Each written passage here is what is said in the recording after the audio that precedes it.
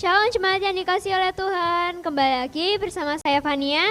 Puji Tuhan kita bisa kembali di ibadah online GBT Home Gunung Gebang. Di sini saya ingin menyampaikan beberapa informasi seputar jadwal GBT Home Gunung Gebang. Yang pertama ada ibadah onsite yang dilaksanakan setiap hari Minggu pukul 6:30 pagi dengan tetap menerapkan protokol kesehatan. Dan ibadah online yang tetap ditayangkan secara perdana di channel YouTube GBT Home Gunung Gebang setiap hari Minggu pukul 7 pagi. Dan ibadah onsite juga bisa dilihat melalui live Instagram @ermijunaidi. Dan jika Bapak Ibu Saudara yang ingin memposting postingan foto atau video yang terkait atau berhubungan dengan gereja GBT Home Gunung Gebang, dapat menggunakan hashtag Grace Grow Glory dan hashtag GBT Home Gunung Gebang. Setelah ini ibadah akan segera dimulai, mari kita siapkan hati dan pikiran kita untuk masuk ke hadirat Tuhan. Sekian dari saya, selamat beribadah, Tuhan Yesus memberkati. Shalom Bapak Ibu yang dikasihi Tuhan, saya berharap semuanya hari ini dalam keadaan yang baik, tetapi meskipun mungkin Bapak Ibu mengalami sesuatu hal yang tidak baik di dalam kehidupan atau tantangan yang Ibu Bapak hadapi, kami mengajak untuk tetap menjadikan Yesus satu-satunya pengharapan dalam hidup kita. Kita mau terus mengatakan bahwa sekali Yesus, tetap Yesus di dalam hidup kita. Haleluya.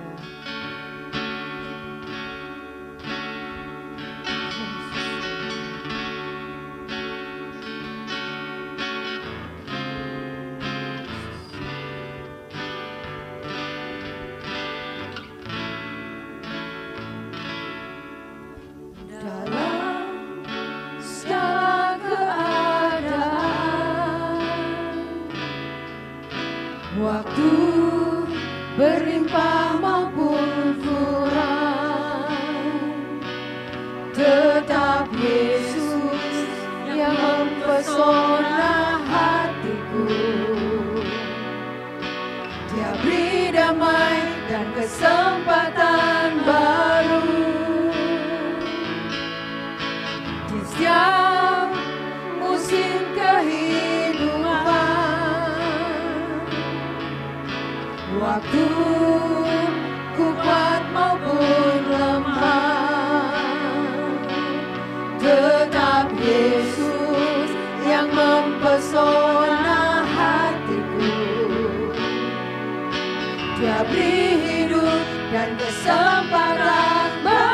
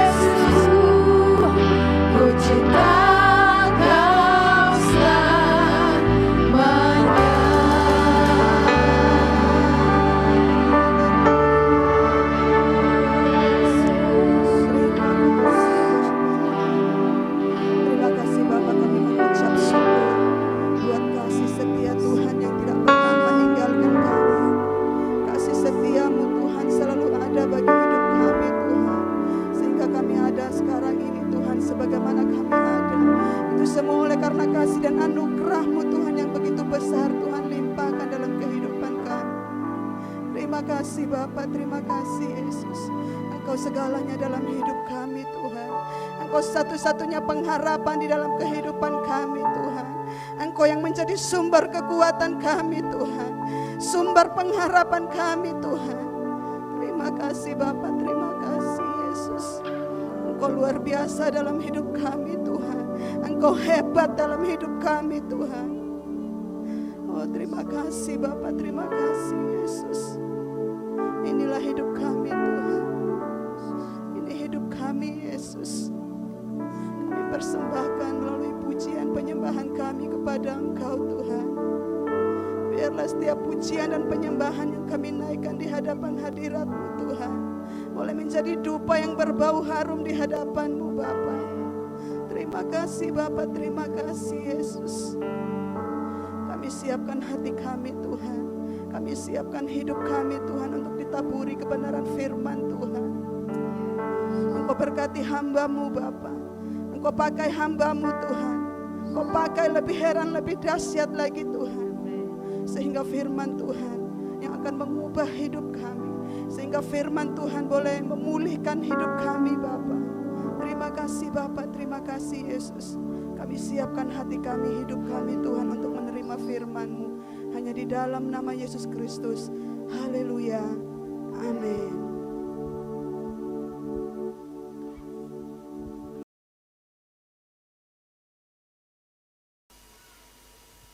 Salam saudara-saudara dikasih Tuhan, kita berjumpa dalam ibadah online GBT Home Gedung Gebang.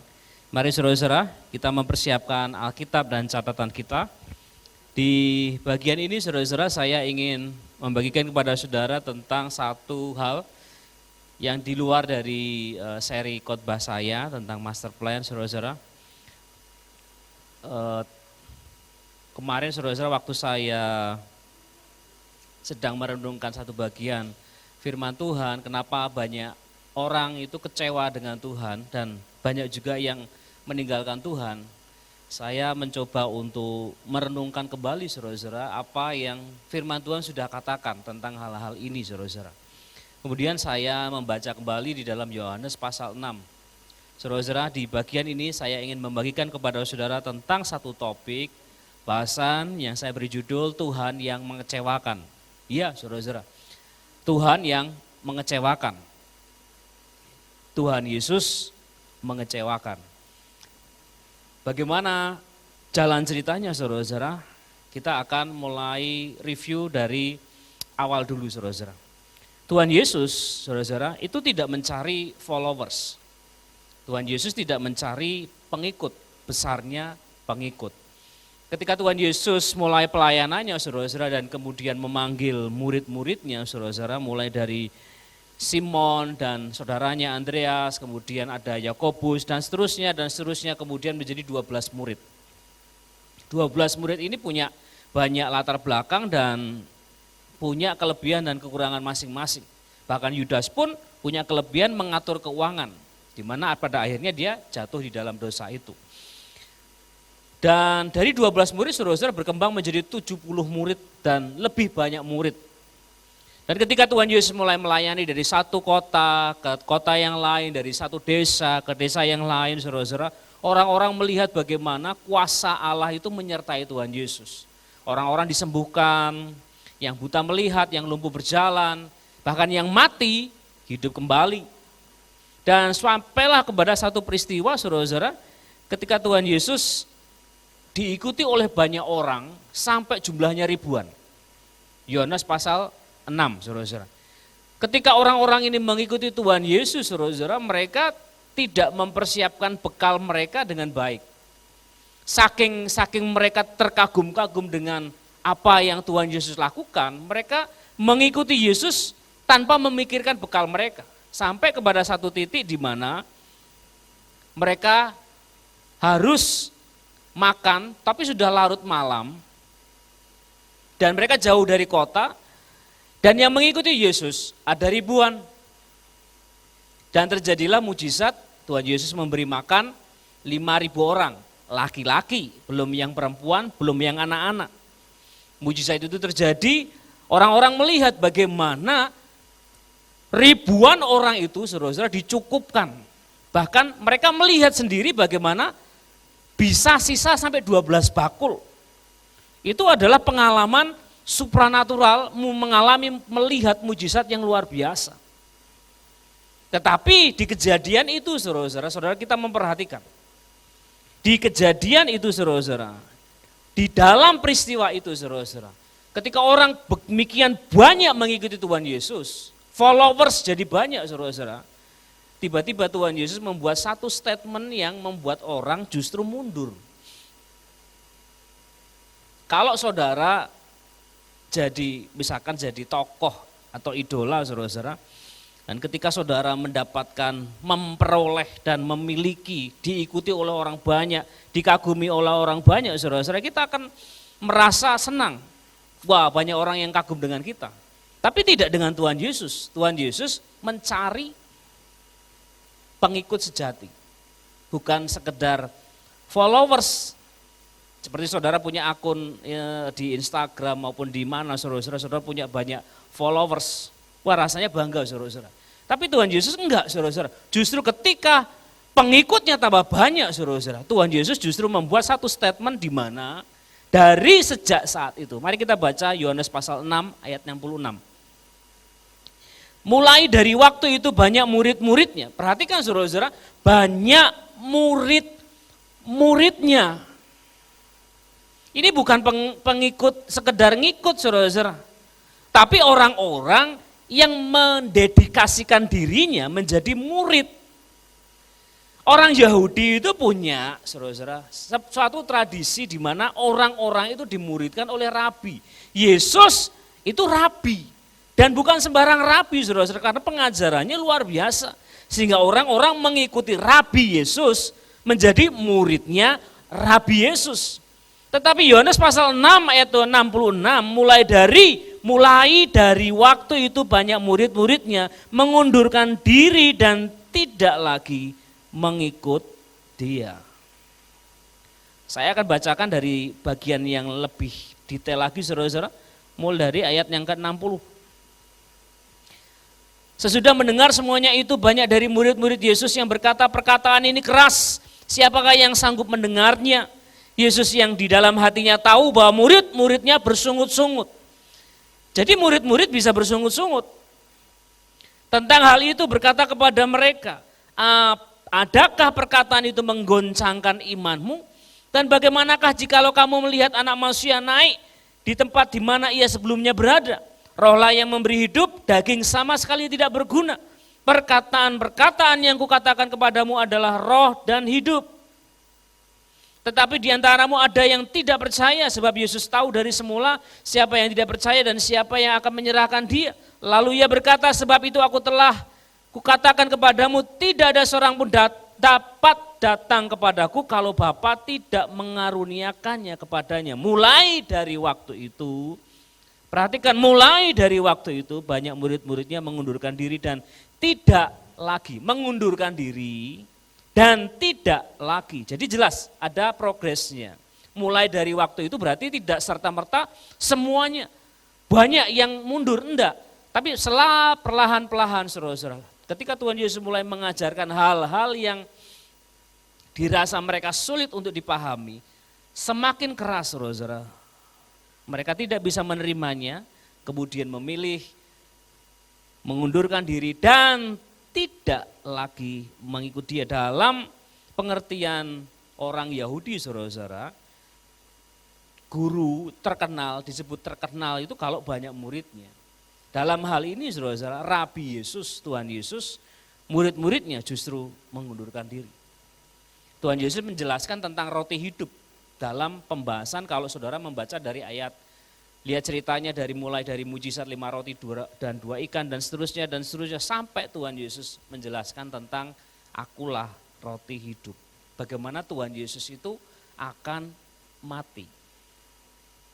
Dalam pemikiran orang Yahudi pada waktu itu, saudara-saudara, orang Yahudi pada waktu itu latar belakangnya mereka dijajah. Sebelum mereka dijajah oleh bangsa Romawi, mereka sudah dijajah oleh bangsa Yunani. Sebelum mereka dijajah oleh bangsa Yunani, mereka pernah mengalami pembuangan di Babel. Jadi saudara-saudara, mereka sudah beratus-ratus tahun hidup dalam masa perbudakan dan penjajahan. Di dalam alam pikirannya mereka, saudara-saudara, mereka membutuhkan seorang pembebas. Nah, inilah Mesias yang mereka pikirkan. Dan ketika Tuhan Yesus, saudara-saudara, melakukan mujizat-mujizat yang luar biasa, bagaimana Tuhan Yesus melayani orang-orang yang lumpuh berjalan, yang buta melihat, yang tuli mendengar, saudara-saudara, bahkan yang mati dibangkitkan, mereka berpikir bahwa orang ini luar biasa. Makanya mereka mengikuti Tuhan Yesus kemanapun Yesus pergi. Mengajar di mana mereka Tuhan Yesus ada bersama-sama dengan muridnya. Orang-orang banyak mengikuti Tuhan Yesus dan menjadi muridnya. Tuhan Yesus menjadi murid itu berarti menyerahkan diri untuk diajar. Tapi nyatanya kalau saudara lihat lagi saudara-saudara, Yohanes pasal 6 ayat 66, mulai dari waktu itu banyak murid-muridnya mengundurkan diri dan tidak lagi mengikut dia. Jadi gini saudara-saudara, persepsi dan ekspektasi kita tentang Tuhan itu menentukan respon kita. Orang-orang banyak ini yang berbondong mengikut Tuhan Yesus dan yang menjadi muridnya Tuhan Yesus, itu mereka punya ekspektasi, cara pandang tersendiri, harapan tersendiri tentang Tuhan Yesus. Ada saudara-saudara di ayat 14, saudara-saudara, orang-orang ini ingin melihat mujizat, sekedar ingin melihat mujizat. Orang datang ke gereja ingin melihat mujizat, kenapa saudara-saudara? Karena mereka sedang mengalami pergumulan yang berat. Sakit penyakitkah, masalah ekonomikah, mereka membutuhkan mujizat, pertolongan dari Tuhan karena tidak ada lagi yang bisa menolong. Harapannya cuma di mujizat. Begitu menerima mujizat dan kemudian menerima pengajaran yang menurut mereka sulit untuk dipahami, sulit untuk dimengerti dan terlalu keras buat mereka, saudara-saudara, yang mengarahkan mereka untuk berubah serupa Kristus, mereka memilih untuk mengundurkan diri dan tidak lagi mengikut Tuhan Yesus. Itu terjadi banyak di antara kita. Tuhan Yesus mengajar mengampuni, saudara-saudara, waduh aku gak bisa mengampuni. Ngapain aku mengampuni? Wong dia yang salah sama aku, ngaku kok suruh ngampuni. Ini pengajaran yang tidak masuk akal. Kemudian di ayat 15, saudara, Tuhan Yesus itu tahu, saudara, dalam pikiran banyak orang yang mengikuti Tuhan Yesus. Mereka itu ingin menjadikan Tuhan Yesus itu sebagai pemimpin, karena di waktu sebelumnya itu ada beberapa pemberontakan terjadi. Yang memimpin orang-orang Israel untuk memberontak melawan penjajahan Romawi. Makanya ada salah satu murid Tuhan Yesus itu disebut Zelot. Zelot itu pemberontak, saudara-saudara. Ini orang-orang aktivis yang melawan pemerintahan Romawi. Tujuannya masih sama, mendirikan kerajaan Israel. Dan kerajaan Israel itu butuh pemimpin. Dalam bayangannya mereka, Tuhan Yesus ini cocok. Karena orang luar biasa. Bisa membuat mujizat luar biasa. Banyak orang saudara-saudara mengikuti Tuhan Yesus itu tujuannya cuma itu. Jadi rajaku Tuhan, supaya engkau berkuasa atas hidupku, melakukan perkara-perkara mujizat buatku. Buatku saudara-saudara, buatku. Tapi begitu Tuhan Yesus membuat mujizat untuk orang yang dia benci, saudara-saudara, wah enggak cocok ini. Enggak cocok. Enggak bisa ini. Karena ya buatku. Kemudian di ayat 26 saudara-saudara, Tuhan Yesus juga menegur. Ini tegurannya malah tambah kencang saudara-saudara. Ayat 26 saudara-saudara, saya bacakan. Yesus menjawab mereka. Ini pertanyaan dan jawaban itu enggak nyambung. Pertanyaannya gini saudara-saudara, ayat 25.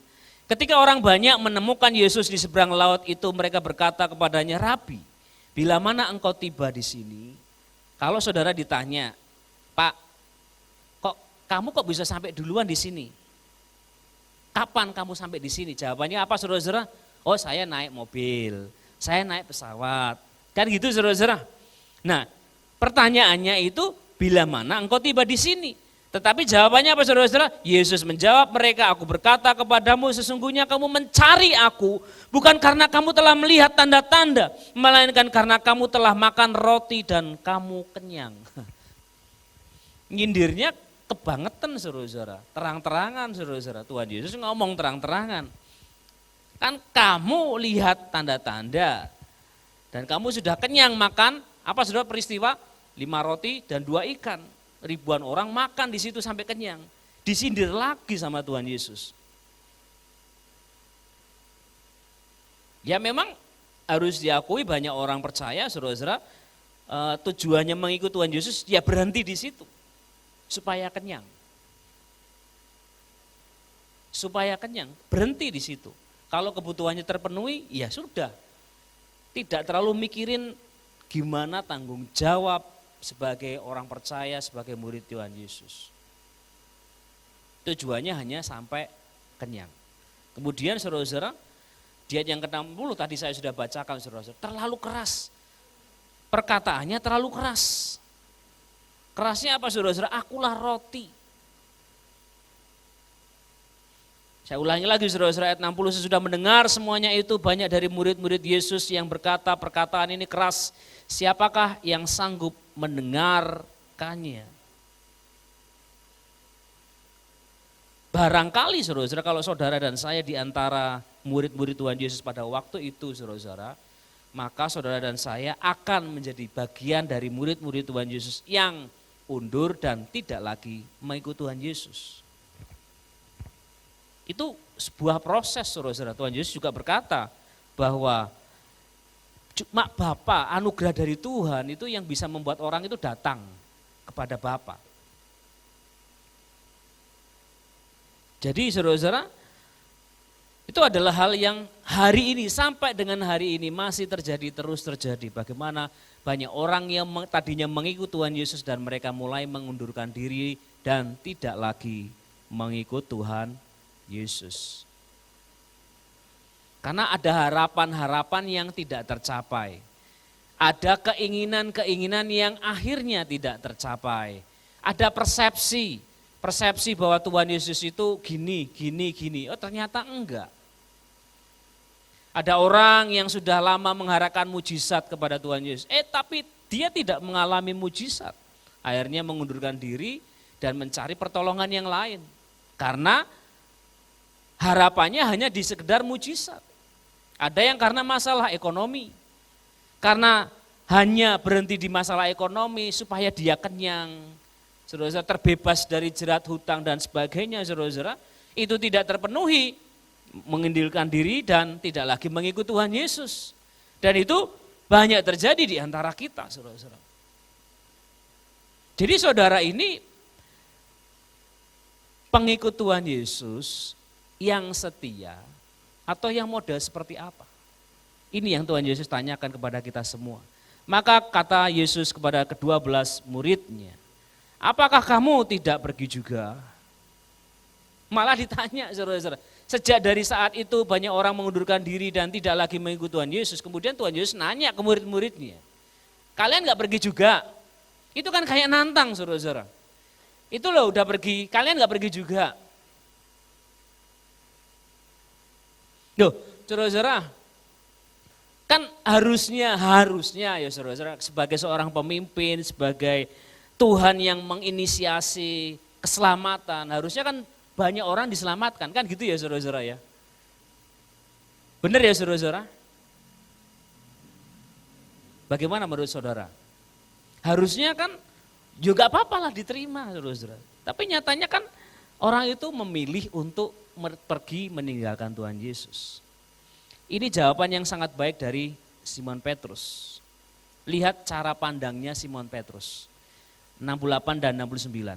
Jawab Simon Petrus kepadanya, Tuhan, kepada siapakah kami akan pergi? Perkataanmu adalah perkataan hidup yang kekal. Perhatikan saudara-saudara, perkataanmu adalah perkataan hidup yang kekal. Dan kami telah percaya, perhatikan ada penekanannya, dan tahu. Kami telah percaya dan tahu.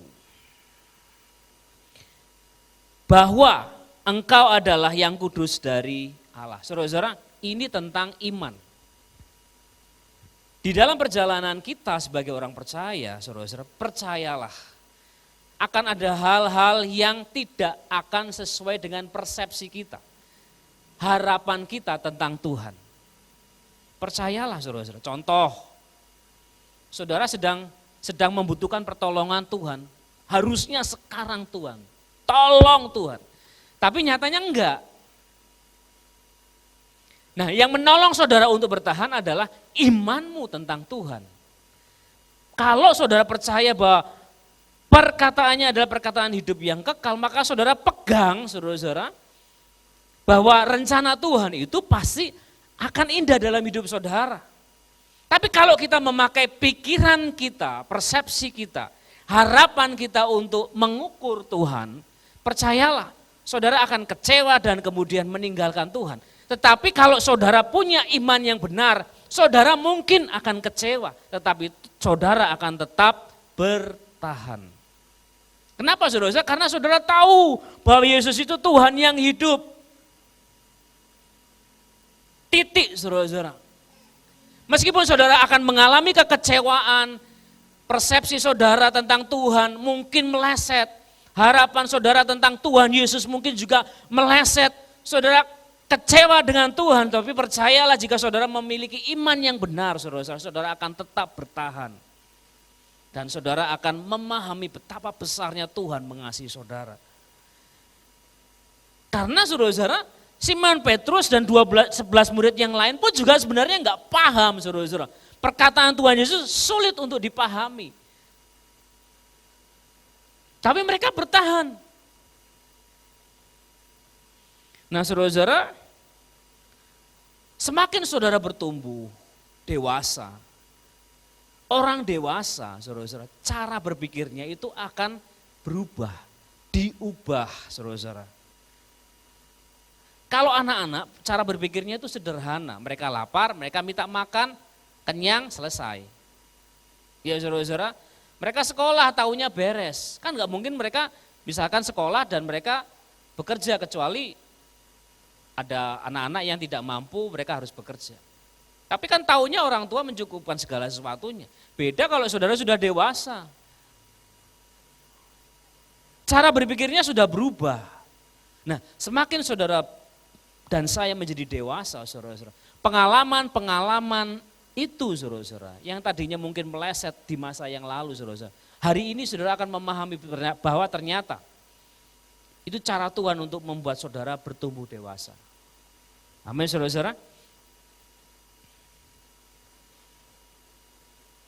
Jadi, apapun yang saudara hari ini alami, dan meskipun saudara mungkin mengalami kecewa dengan Tuhan, bahkan saudara mungkin sudah pernah berkata, Tuhan Yesus mengecewakan. Bertahan saudara-saudara. Milikilah iman. Maka saudara akan melihat segala sesuatunya itu diatur sesuai dengan kehendaknya Tuhan. Justru semuanya itu sesuai dengan maunya Tuhan. Jika saudara sudah lama berdoa bergumul dan hari ini belum terjawab juga saudara-saudara. Mungkin saudara mengalami kekecewaan. Bersabarlah saudara-saudara. Mungkin orang yang saudara doakan tidak akan pernah berubah. Tapi percayalah, saudaralah yang berubah. Situasi saudara yang saudara doakan mungkin tidak pernah berubah. Tapi percayalah, imanmu berubah. Amin saudara-saudara. Kesetiaanmu teruji. Melalui apa saudara-saudara, Roma pasal 5 katakan, sengsara menimbulkan ketekunan. Ketekunan menimbulkan tahan uji menimbulkan pengharapan. Ada goalnya saudara-saudara. Semuanya jelas. Jadi saudara-saudara, meskipun saudara punya pengalaman di masa yang lalu, Tuhan sempat mengecewakan saudara. Justru pengalaman itu akan menolong saudara untuk melihat bahwa Tuhan sudah benar melakukan semuanya. Mari kita bersama-sama berdoa. Terima kasih Tuhan Yesus, kami mengucap syukur buat saat ini. Hamba-Mu berdoa untuk jemaat Tuhan yang hari-hari ini mungkin mengalami kekecewaan dengan Tuhan. Mereka punya pengalaman-pengalaman yang pahit dengan hidup mereka. Mereka mungkin mengalami peristiwa-peristiwa yang tidak menyenangkan di dalam hidup mereka dan itu membuat mereka kecewa terhadap Tuhan. Tuhan Roh Kudus akan tolong mereka semua supaya mereka tetap setia dengan iman mereka, berpegang teguh dengan apa yang mereka sudah miliki, dan bertahan sampai pada akhirnya. Terima kasih Tuhan, Engkau menolong kami semua dan Engkau sudah memberkati kami semua dengan segala hal yang baik yang dari Bapa. Terima kasih Tuhan, melalui Yesus Kristus kami menerima semua janji Tuhan, dan di dalam nama Tuhan Yesus Kristus kami berdoa. Amin.